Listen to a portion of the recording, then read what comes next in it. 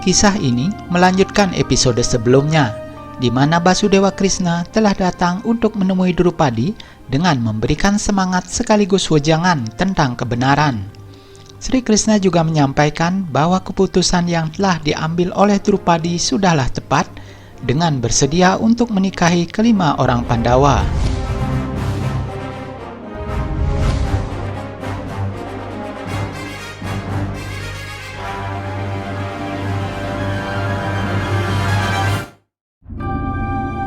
Sementara itu rombongan Duryodhana dan Karna telah tiba di Hastinapura, namun mereka berhenti di depan gerbang istana karena Raja Gandhara Sangkuni berniat untuk kembali ke kerajaannya. Dia merasa sudah tidak memiliki pekerjaan lagi di Hastinapura. Duryodhana menanyakan kenapa pamannya itu tiba-tiba ingin kembali ke Gandhara. Sangkuni pun mengungkapkan bahwa keponakannya itu tidak mungkin akan dinobatkan menjadi raja karena para Pandawa masih hidup. Duryodhana mengatakan bahwa dia tidak takut dengan kehadiran mereka. Duryodhana berkata, "Bagaimana kau bisa kalah, Paman? Karena melihat para Pandawa itu masih hidup. Tapi aku masihlah pangeran mahkota, dan aku tidak takut pada kelima para putra Pandu itu. Kalau memang mereka punya kekuatan dari Pancala, maka aku punya seluruh pasukan dari Hastinapura." Sangkuni berkata, "Jangan membuat kesalahan seperti itu, keponakanku. Mengetahui pangeran mahkota sebelumnya yang masih hidup, maka tidak akan ada yang menganggap kau sebagai pangeran mahkota." Raja Anggakarna pun menyela perkataan Sangkuni dengan mengungkapkan kesanggupannya untuk membela temannya Duryodhana. Dan Sangkuni tidak perlu merasa khawatir akan hal itu. Dia akan menggunakan seluruh kemampuannya untuk membantu Duryodhana. Namun Sangkuni terlihat meragukan persahabatan mereka dikarenakan kebenaran dan kebaikan yang masih ada dalam diri Karna, sehingga Sangkuni menganggap bahwa hal itu merupakan sebuah hambatan. Duryodhana menanyakan tindakan apa yang harus dilakukannya atas permasalahan yang sedang dihadapinya saat ini. Sangkuni pun mengatakan bahwa Duryodhana harus segera dinobatkan sebagai pangeran mahkota yang sah sebelum para Pandawa kembali ke Hastinapura. Sangkuni berkata, "Sampai kau dinobatkan nanti, kau harus tetap merahasiakannya dari ayahmu itu, bahwa kelima orang Pandawa itu masih hidup. Yudhishthira masih belum dinobatkan.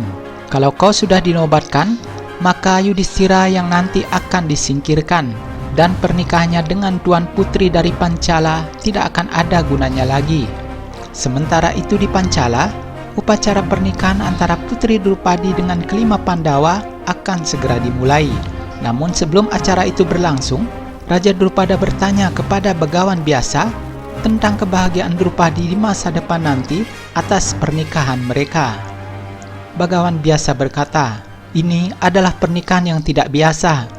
Demi membuatnya berubah dan jadi kebenaran, maka kalian haruslah mengambil sumpah tambahan.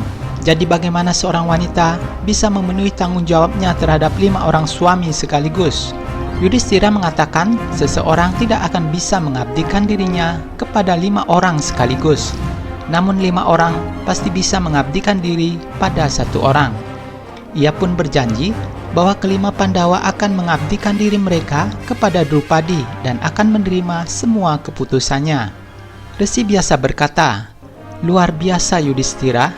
Untuk sepanjang tahun ini, Drupadi hanya bisa menjadi istri untuk salah satu dari kalian. Selama masa tersebut, hanya orang itu saja yang boleh masuk ke kamar Drupadi. Dia adalah orang yang diberikan hak itu pada Drupadi, dan demi kebahagiaan Drupadi, aku meminta sumpah yang sulit ini." Mendengar hal itu, Sri Kandi pun berkata, "Bukankah dasar dari sebuah hubungan bukan dari kenangan saja, Bagawan? Lalu setelah setahun, bagaimana Drupadi bisa bebas dari kebahagiaan dan penderitaannya itu? Dia akan hancur untuk semua kenangan itu, Bagawan." Drupadi pun mengungkapkan bahwa pada setiap pergantian tahun tersebut, ia akan melakukan meditasi di depan api suci untuk menghilangkan kenangan dan memurnikan dirinya kembali. Para Pandawa pun berjanji akan melakukan hal yang sama dan harus bermeditasi pada pergantian tahun tersebut. Raja Drupada juga menanyakan kemungkinan nasib dari Drupadi jika para Pandawa memiliki istri selain putrinya itu. Bima yang telah duluan menikah berjanji tidak akan pernah membawa istri pertamanya itu ke kota tempat tinggal mereka, serta menyatakan Drupadi sebagai satu-satunya ratu di kerajaan mereka.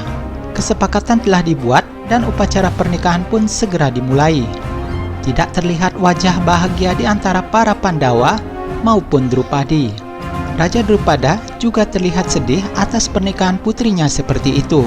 Upacara pernikahan mereka pun dilakukan secara bergantian antara Drupadi dengan para Pandawa.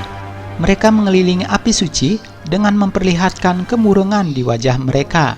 Ibu Ratu Kunti membawakan mahkota untuk Drupadi, di mana mahkota itu bertahtakan 5 buah batu permata yang melambangkan kelima Pandawa yang telah terikat menjadi satu dan siap mengabdikan diri mereka kepada sang putri.